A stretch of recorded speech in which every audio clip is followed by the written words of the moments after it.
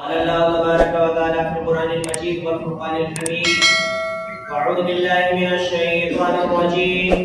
بسم الله الرحمن الرحيم. يا أيها الذين آمنوا ادخلوا في السلم كافة ولا تتبعوا خطوات الشيطان إنه لكم عدو مبين. وقال النبي صلى الله عليه وسلم: من أخذ شبرا من الأرض ظلما فإنه يطوقه يوم القيامة من سبع أرضين. صدق الله العظيم وصدق رسوله النبي الكريم، ونحن على ذلك لمن الشاهدين والشاكرين، والحمد لله رب العالمين. محترم سامعین کرام، اللہ رب العزت نے قرآن مقدس کے اندر ارشاد فرمایا: یا ایھا الذین آمنوا ادخلوا فی السلم کافۃ، کہ اے ایمان والو اسلام کے اندر پورے داخل ہو جاؤ. ولا تتبعوا خطوات الشیطان، اور شیطان کے نقش قدم پر نہ چلو. انہ لکم عدو مبین، یقینا شیطان تمہارا کھلا ہوا دشمن ہے. اللہ کے نبی علیہ الصلوۃ والسلام نے ارشاد فرمایا: من اخذ شبرا من الارض ظلما، کہ جس شخص نے دنیا کے اندر ظلمن کسی کی ایک بارش زمین بھی لے لی ہوگی، فإنه يطوق يوم القيامة من سبع أرضين، تو اس کو قیامت کے دن 7 زمینوں کا طوق بنا کر اس کے گلے کے اندر ڈالا جائے گا. آج دنیا کے اندر ہر طرف ظلم کا دور ہو رہا ہے. ہر شخص دوسرے کا مال و اسباب ہڑپ کرنے کے چکر میں لگا ہوا ہے. وہ یہ سوچتا ہے کہ دوسرے کا مال ہتھیا کر میں اپنی جائیداد کے اندر اضافہ کر لوں گا، میری دکان ترقی کر جائے گی، میری کھیتی باڑی بڑھ جائے گی، اور میرے خود واس اور رہن سہن کے اندر تبدیلی آ جائے گی.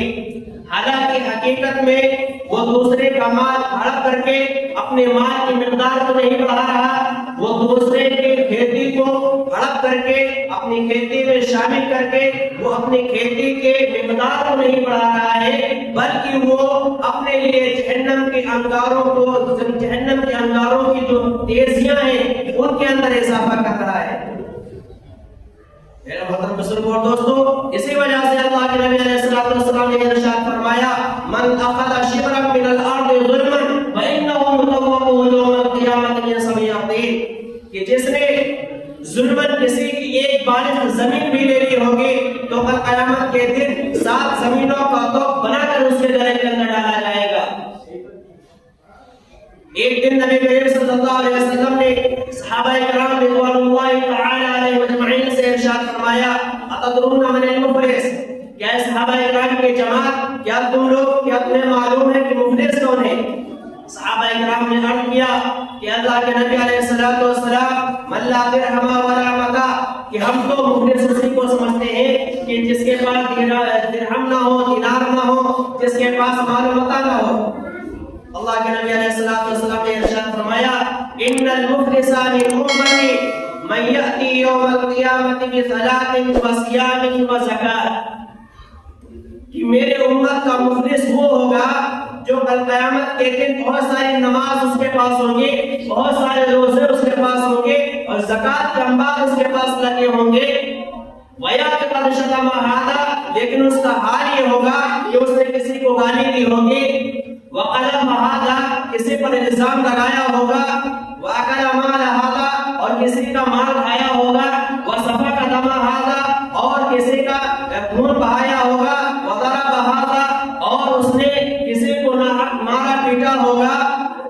وَيُؤْتَ هَٰذَا مِنْ حَسَنَاتِهِ وَهَٰذَا مِنْ حَسَنَاتِهِ، اللہ کے نبی علیہ الصلوۃ والسلام نے ارشاد فرمایا کہ ان کے ظلم کی وجہ سے ان کی نیکیاں اٹھا کر مظلوموں کو دی جائیں گی.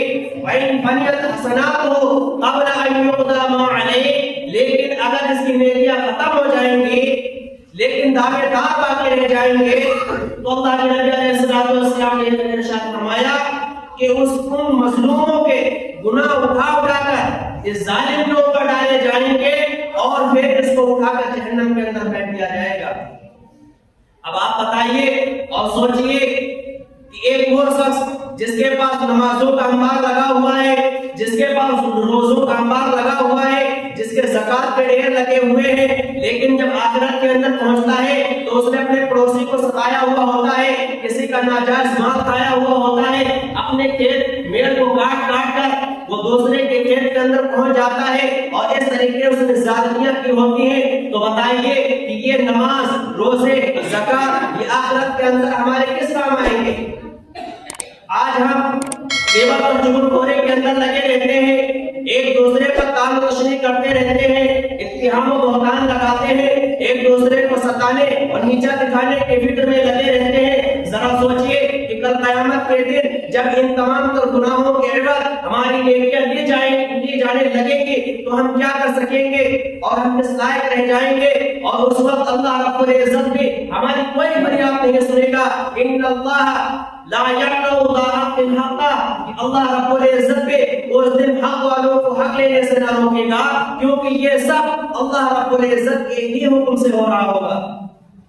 اسی وجہ سے اللہ کے نبی علیہ الصلوۃ والسلام نے ارشاد فرمایا لَتُؤَدَّنَّ الْحُقُوقُ إِلَىٰ أَهْلِهَا يَوْمَ الْقِيَامَةِ، کہ کل قیامت کے دن حقداروں تک ان کے حقوق ضرور کے ضرور پہنچائے جائیں گے، حتیٰ یقال للشاة الجلجاء من الشاة القرناء، یہاں تک کہ بے سینگ والی بکری کے لیے سینگ والی بکری سے بدلہ لیا جائے گا۔ تو انسان یا اشرف المخلوقات ہوگا، یہ بڑی ذمہ داریوں کا اہل ہوگا، بتائیے اس قانون سے کیسے مستثنا ہو سکتا ہے؟ اس کی گرفت تو سب سے پہلے ہوگی۔ اس لیے ہمیں چاہیے کہ ہم حقوق اللہ کی ادائیگی کے ساتھ ساتھ جہاں ہم نماز، روزہ، زکات ان تمام تر فرائض کی تکمیل کرتے ہیں، اسی کے ساتھ ساتھ حقوق العباد کے بھی فکر کریں۔ لوگوں کا حقوق دبا لینا یہ حقوق اللہ سے بڑھ کر ہے، کیونکہ اللہ رب العزت اگر اس کے حقوق کے اندر کوئی حق تلفی ہو جائے گی، اللہ رب العزت سے آپ دعا کریں گے، اللہ رب العزت سے آپ معافی مانگیں گے، اللہ رب العزت معاف فرما دے گا۔ لیکن حقوق العباد کا تعلق بندوں کے ساتھ ہے، اور جب تک بندہ معاف نہیں کرے گا اس وقت تک اللہ رب العزت کے حقوق العباد کو معاف نہیں فرمائے گا۔ میرے محترم بزرگوں دوستو، اس لیے ہمیں اپنے شب و روز کی زندگی کا محاسبہ کرنا چاہیے کہ ہم جہاں جو دینیات ہیں اس کے اندر ہم عمل پیرا ہیں، تو اسی طریقے سے جو بندوں کے حقوق ہیں، کہیں ایسا تو نہیں ہے کہ ہم نماز تو پڑھ رہے ہیں لیکن اپنے بھائی کے جو ہے اس کا مال کھائے ہوئے ہیں، ہم اس کے اوپر ظلم و زیادتی کر رہے ہیں۔ اللہ رب العزت ہم سب کو حقوق اللہ کے ساتھ حقوق العباد کی ادائیگی کی فکر عطا فرمائے۔